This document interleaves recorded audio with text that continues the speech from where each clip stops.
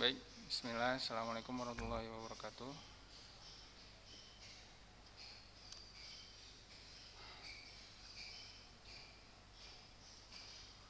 Apa kabar antum Torik, Muhajir, Haikal, sehat? Insyaallah. Oke, sekarang kita lanjut lagi ya pelajaran kita ya mengenai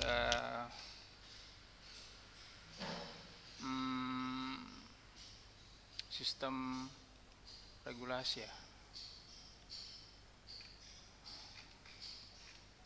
endokrin. Oke,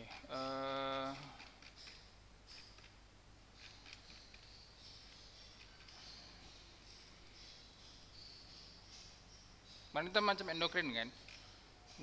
Endokrin, dan ini udah hormon, udah lah ya, udah. Nah kita masuk ke indera ya. Nah sistem indera ini, si indera ini mempunyai sistem ya, merupakan suatu alat yang hasil masuknya pertama kali informasi ke tubuh kita ya. Nah, jadi yang Anda maksud yang adalah sistem yang pertama kali menerima informasi, yaitu informasi ini bisa berupa hal-hal yang berhubungan dari luar tubuh kita yang dikasih informasi ke dalam tubuh kita. Contoh mata. Nah, di mata ini kan fungsinya untuk melihat ya kan. Nah, jadi kita mata itu fungsinya untuk bisa melihat keadaan sekitar. Nah, keadaan sekitar. Lalu otak memproses apa yang kita lihat itu. Contoh mata, bau dari hidung. Apa sekitar bau yang ada di sekitar kita? Bisa kita deteksi. Pendengaran, gitu juga dengan pendengaran, atau juga dengan sistem indera peraba kita, merasakan cubit, merasakan panas, merasakan dingin. Nah, itu salah satu sistem indera juga ya. Nah, kita akan bahas alat-alat indera yang ada di tubuh manusia. Alat indera kita ada berapa? Kalau yang keenam, ada indera keenam itu gimana?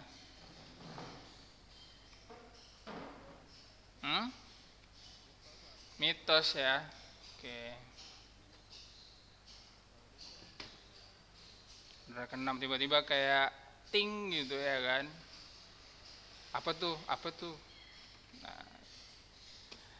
Nah, alat-alat indera itu yang pertama adalah mata. Nah, yang paling penting itu adalah, ini ada bagian mata ya. Mata itu ada yang namanya, tuh, gambarnya jelek banget.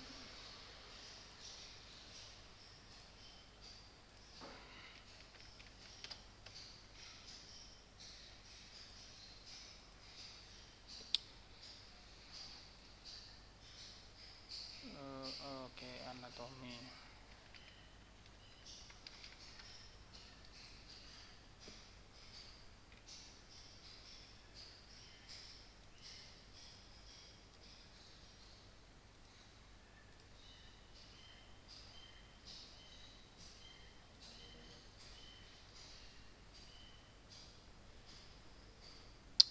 Oke, jadi mata itu adalah suatu alat indera yang dapat memperoleh dari segi visual ya. Nah, dari segi visual, mata ini sangat penting untuk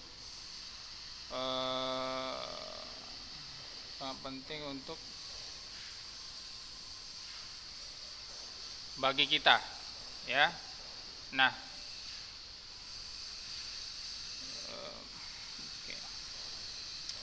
ini nampak ya gambar mata ya. Nampak nggak gambar mata di sini? Nampak ya. Anda dari ngambil dari internet. Nah, mata ini mempunyai yang namanya lensa. Nah, lensa ini adalah fungsinya untuk memantulkan yang namanya bayangan. Nah, bayangan dari apa yang ditangkap oleh mata.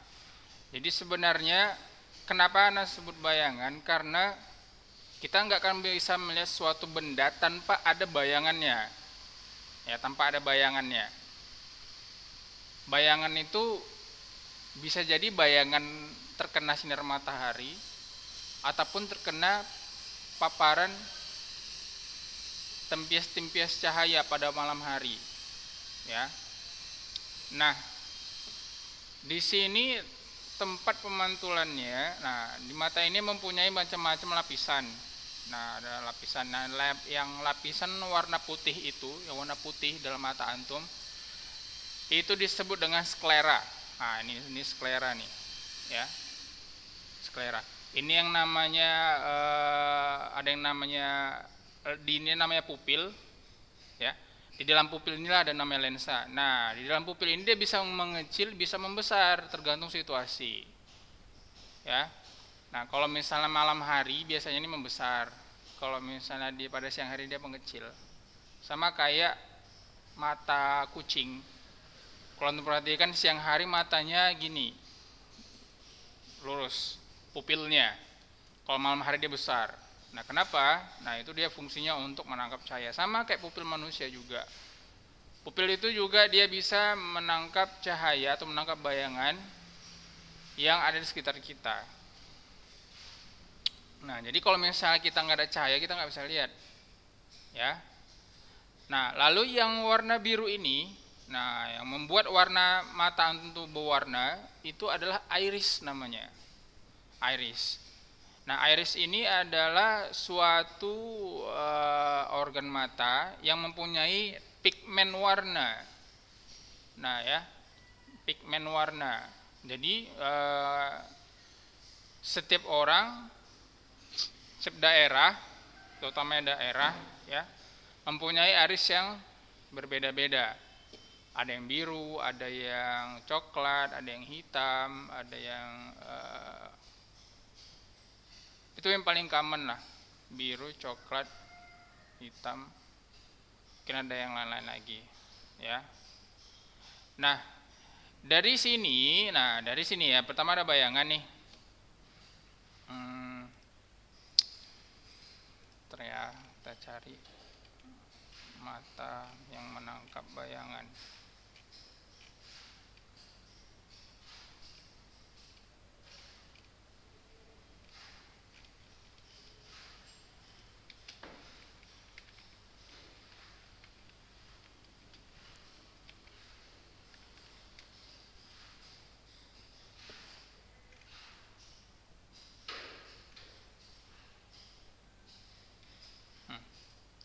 Dari sinilah kita tengok, ya.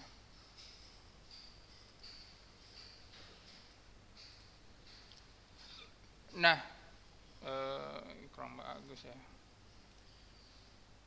Jadi kalau mata itu dia kan, ini ada bayangan nih, misalnya anggap di sini bayangan. Nah, bayangan ini nanti bakalan dipantulkan ke bagian ini, central depression, nah, atau fovea centralis, ya. Nah, dari sini atau namanya disebut dengan bintik kuning, ya, ada sini bintik kuning. Nah, dari sini nanti bakalan masuk ke yang namanya ke sel saraf. Nah, sel saraf ini baru yang memproses apa yang kita lihat, ya, apa yang kita lihat. Nah, terus mata antum bisa bergerak karena apa? Karena ada ototnya. Ya, ini ada otot atas, bawah, kanan, kiri juga ada bisa ototnya. Oke. Nah,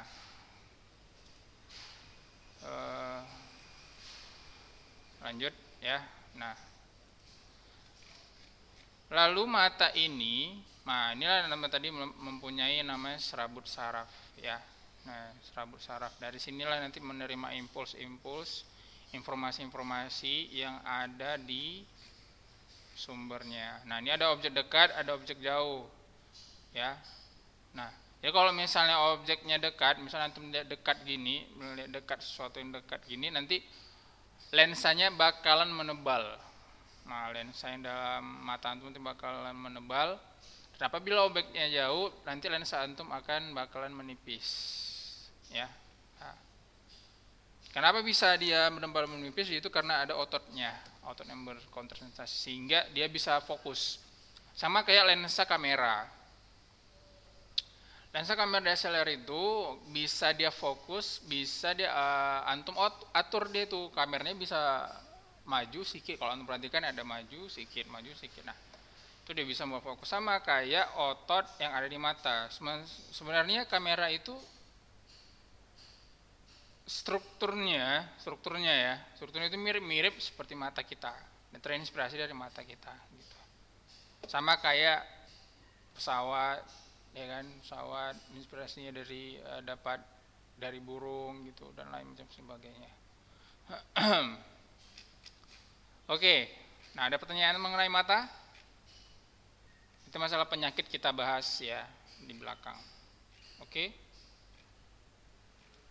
Nah, lalu ada yang namanya hidung. Nah, hidung ini dia sensoris, mempunyai sel-sel sensoris yang sangat sensitif senyawa kimia. Ya, bau kentut, bau makanan, bau busuk. Nah, itu semuanya bisa dikontraksi melalui hidung. Nah, sel sarafnya di mana, Ustaz? Nah, sel sarafnya itu ada di sini, di bagian ini ada hidung nih kan? Ada hidung. Nah, di bagian sininya pangkal hidung, bagian atas, mau dekat-dekat ke mata nih tulangnya. Nah, disinilah dia tempat pembawa bau. Silia-silia inilah dia yang menangkap baunya itu. Anatomi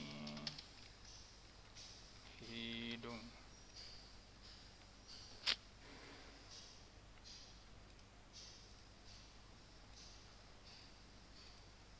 Ada pertanyaan nggak?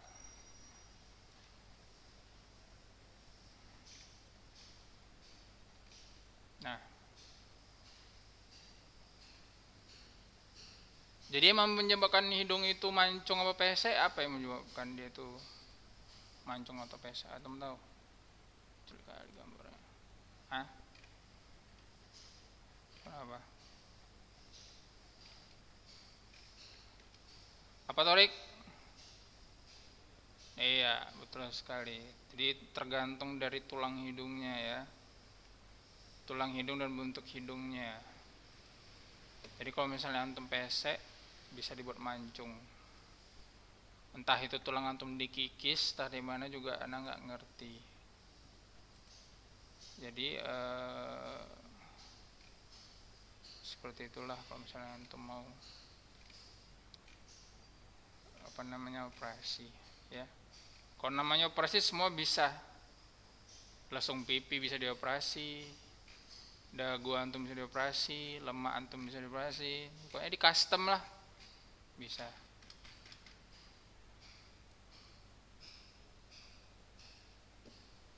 Tapi tetap aja walaupun secantik apapun operasi nanti anaknya mirip muka asli bapak atau mamanya yang akan berubah. Gambarnya kecil-kecil ya.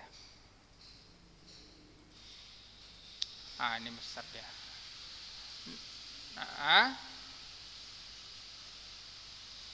Nah inilah hidung. Nah inilah hidung. Ini rongga hidung masuk ya kan, masuk ke bagian badan. Nah disinilah dia tempat alat yang namanya alat sensoris itu yang bisa menginformasi. Nanti dari situlah dia bakalan mentransfer saraf-saraf itu ke bagian otak sehingga kita bisa mengetahui bau apa itu ya. Nah alat hidung ini tadi mata itu mempunyai alat apa ya, alat pelindung mata ya. Nah alat pelindung mata itu tahulah itu namanya selaput mata, bulu mata, rambut mata, air mata. Nah air mata itu sebenarnya untuk membersihkan yang namanya mata antum. Jadi setiap antum kedip sebenarnya itu mata itu selalu dibersihkan kayak wiper lah di mobil, set gitu dia. Jadi itulah fungsi mata, kedip-kedipan mata. Jadi manusia itu bisa sampai beratus atau beribu kali satu hari mengedipkan mata ya. Nah kalau misalnya hidung, alat perlindungannya apa? Ada yang namanya rambut hidung, Ada juga yang namanya lendir hidung, ya. Nah, itu supaya debu-debu supaya tidak bisa masuk. Oke. Lalu lanjut ke telingo. Talingo. Nah, jadi talingo ini merupakan eh, merupakan suatu alat indera yang fungsinya adalah untuk menerima getaran. Ya, jadi kalau misalnya sesuatu yang bergetar-bergetar, itu merupakan menimbulkan suatu bunyi. Nah, bunyi itu bahkan ditransfer ke lewat udara dan ditangkap oleh telinga antum. Ya. Nah, jadi telinga ini mempunyai struktur yang kompleks juga sama dengan anatomi indera yang lainnya. Nah, yang tempat ia memproduksi ataupun menerima saraf itu adalah bagian sini, bagian atau bahasa Indonesianya bagian koklea atau bahasa disebutnya rumah siput bahasa Indonesianya. Ya, jadi ini ada namanya tulang daun telinga, Nah, lengkungan-lengkungan ini disebut dengan atau disebut dengan namanya helix. Ya, nah fungsi dari lengkungan ini adalah untuk memantulkan gelombang suara sehingga pas waktu masuk ke dalam telinga antum itu dia tidak terlalu frontal ataupun tidak terlalu keras dia dan bisa jelas dia bisa didengar. Ya, bisa didengar. Beda kalau misalnya kayak Voldemort, dia nggak ada daun telinga juga nggak ada hidung, jadi dia susah mendengar dan susah mencium ya. Jadi kalau misalnya manusia itu dia bisa mendengar atau bisa mencium dengan baik karena sudah diciptakan Allah seperti itu.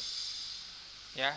Nah, dalam ini waktu gelombang masuk, ini telinga ini ada 3 bagian, ada bagian luar, ada bagian tengah.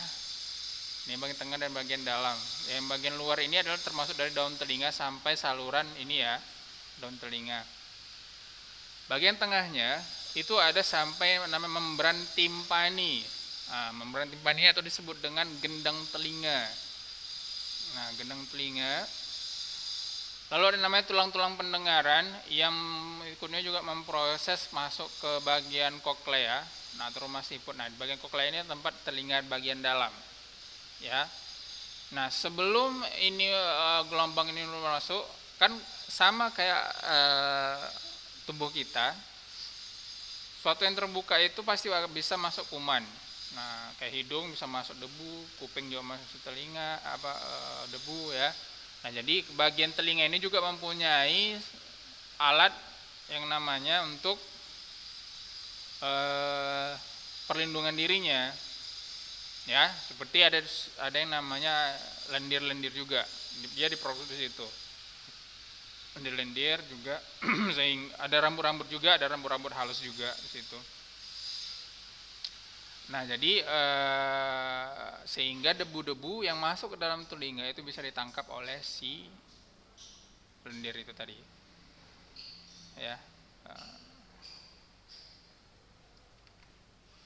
Oke, ada pertanyaan sejauh ini? Apa? Ya, kotoran telinga itu berasal dari debu-debu yang berada di luar. Nah, berada di luar tubuh. Jadi kalau misalnya kan ada debu-debu tuh masuk, ya kan? Debu-debu masuk ke dalam telinga. Nah, fungsi dari lendir itu adalah menangkap debu-debu itu tadi.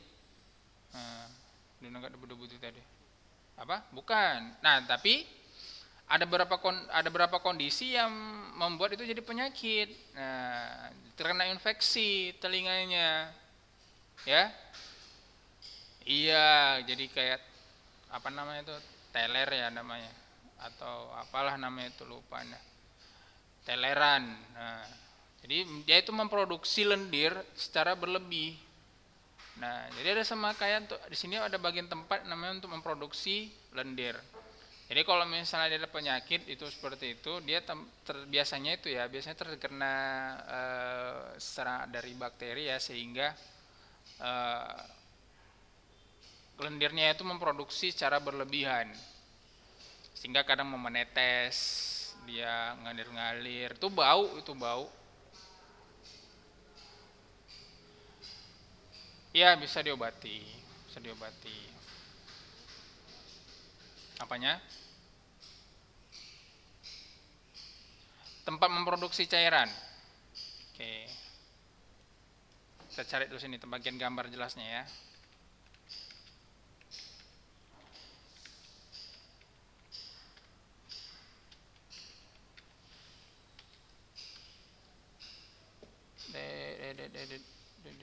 Mana ya? Oh, ini di bagian ini. Nampak nggak gambarnya? Ini kalau misalnya udah apa ya? Kalau sudah parah, tuh dulu.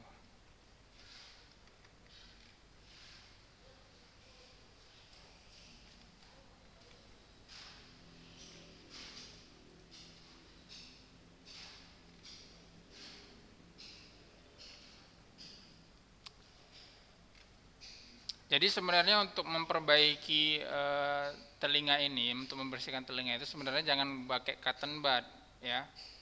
Jangan pakai cotton bud, melainkan itu pakai besi. Ada yang namanya besi skop kecil.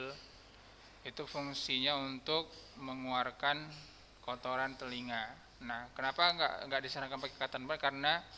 Karena itu terbuat dari kapas, itu takutnya nanti ada sebagian kapas itu bakalan nyangkut ke dalam ataupun bahkan mendorong kotoran tersebut ke dalam telinga. Jadi malah makin memperparah kotoran telinga ya.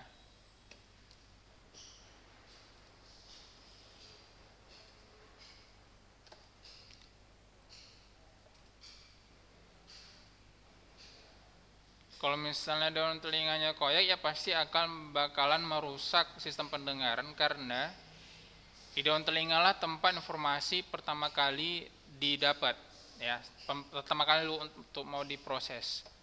Ya, dendang telinga ini itu selaputnya tipis. Ya, selaputnya tipis, jadi itu bisa rentan rusak. Ya, rusaknya bisa terjadi karena tidak kesengajaan atau tertusuk.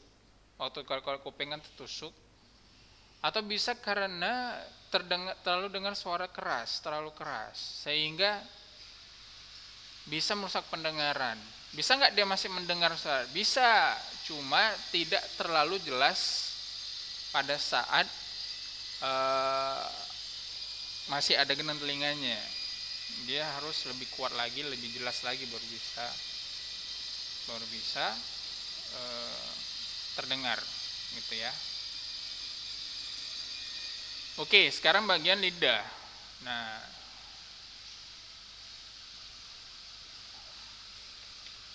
lidah. Fungsi dari lidah itu adalah untuk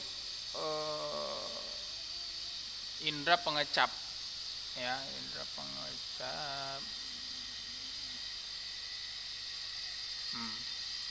Indera pengecap, jadi bisa merasakan rasa-rasa yang pernah masuk ke mulut antum. Yang membuat dia itu buat rasa, yang buat tuh rasa ini adalah ini papila ini, bintik-bintiknya ini.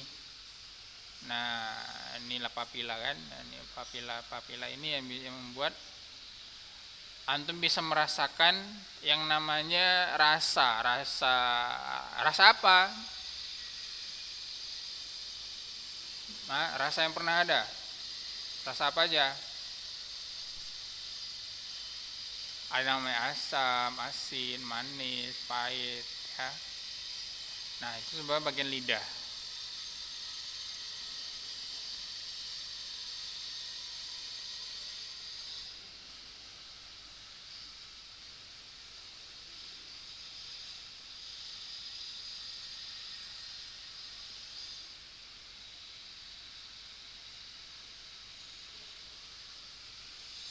Nah, Ini bagian pangkal atau bagian sini itu merasakan pahit, asam di bagian atas, asin di bagian sini, manis di bagian ujung, ya, ujung lidah.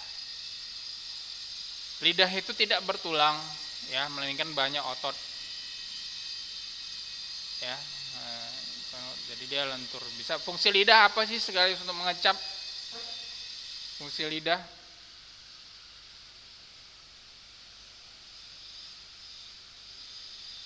Wis. Salah. Salah. Ya, jadi itu dia, iya, bantu pencernaan gitu. Salah satunya adalah pertama dia mengsekresikan yang namanya air ludah. Nah, air ludah itu disebut dengan enzim petialin. Nah, enzim petialin inilah dia untuk bantu untuk memproses penyerapan makanan di lambung, ya, atau mempermudah lambung ini untuk bekerja. Nah, jadi selain itu juga lidah ini fungsinya untuk membolak-balikan makanan, dan juga untuk berbicara, ya. Cuman nggak tahu itu kalau misalnya ada orang bisu, kata-kata orang itu karena lidahnya pendek, anak nggak tahu, Allah alam sih. Ada lidah pendek, lidah normal, lidah panjang juga. Nah, apakah itu bisa mempengaruhi di cara dia ngomong juga, anak nggak tahu. Nah, pita suara itu dia berada di sini. Nah, di pangkal ini. Anda pernah lihat pita suara nggak?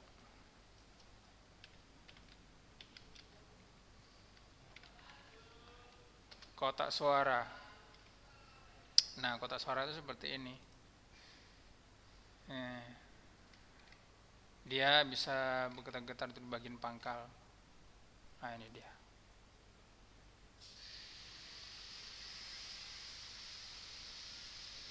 Ini bagian trakea antum. Inilah pita suara antum. Kalau kotak SpongeBob namanya kotak suara. Jadi kalau misalnya terlalu banyak, ini trakea nih ya, kerongkongan ini, karena bentuknya bergerigi.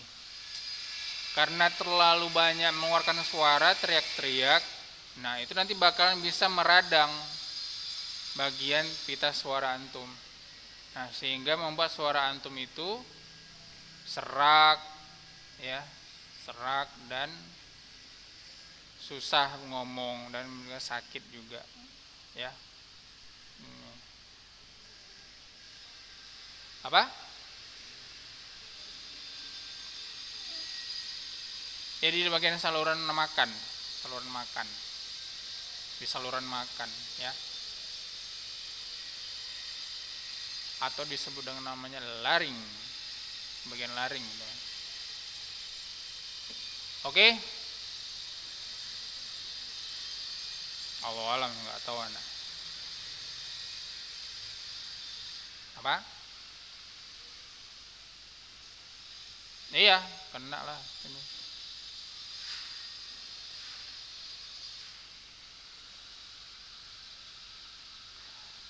Oke, lanjut ke kulit.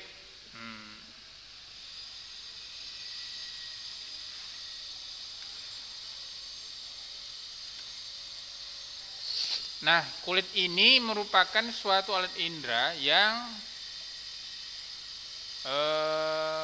fungsinya adalah sebagai indera peraba, ya.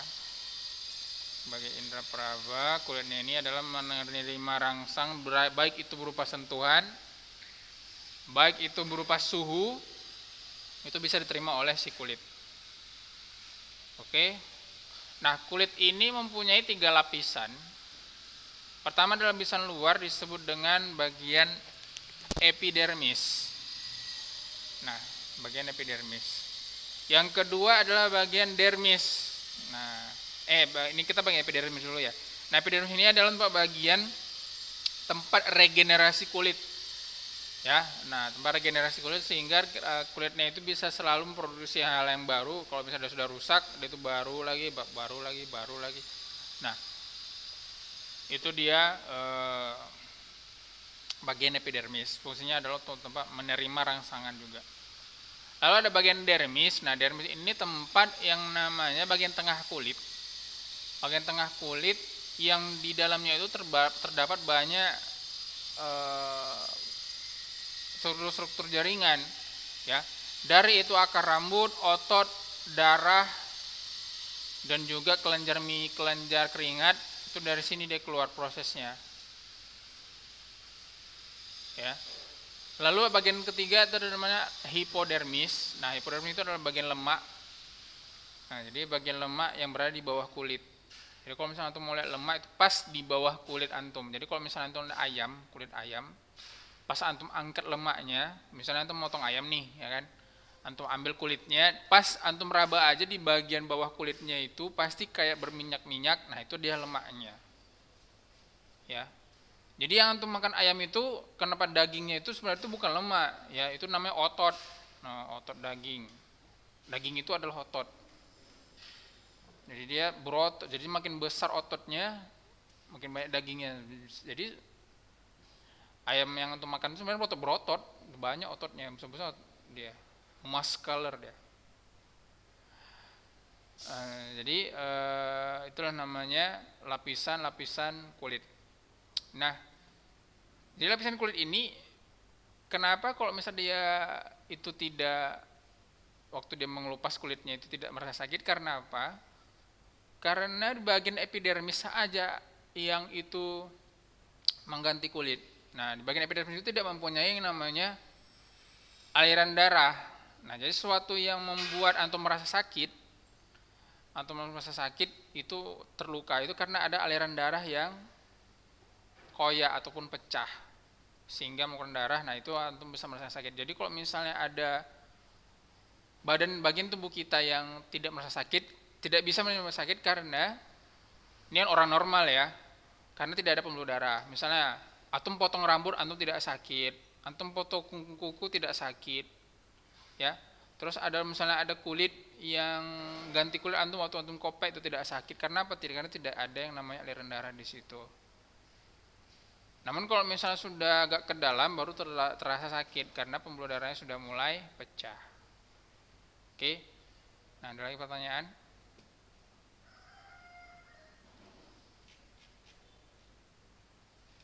Nah, udah selesai itu, ada Indra, ada 5 udah kita bahas. Ada lagi?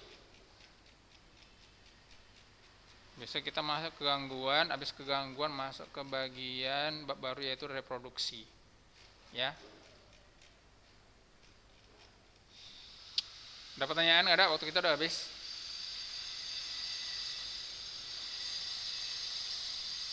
Baik. Nah, sekian jazakallahu khairan kepada antum semua, barakallahu fik. Semoga pelajaran hari ini bisa menambah ilmu antum, dan juga anak antum bisa terus bersemangat untuk mencari ilmu, ya, karena ilmu itu tidak bisa datang sendiri, dan ilmu itu harus dicari, ya. Jadi antum ilmu bakalan nggak bisa datang karena antum nggak bisa nyari itu, antum nggak bisa menerima ilmu tanpa antum mencarinya, dan juga harus dengan ketekunan dan sabar, ya. Oke, baik, semoga bermanfaat. Assalamualaikum warahmatullahi wabarakatuh.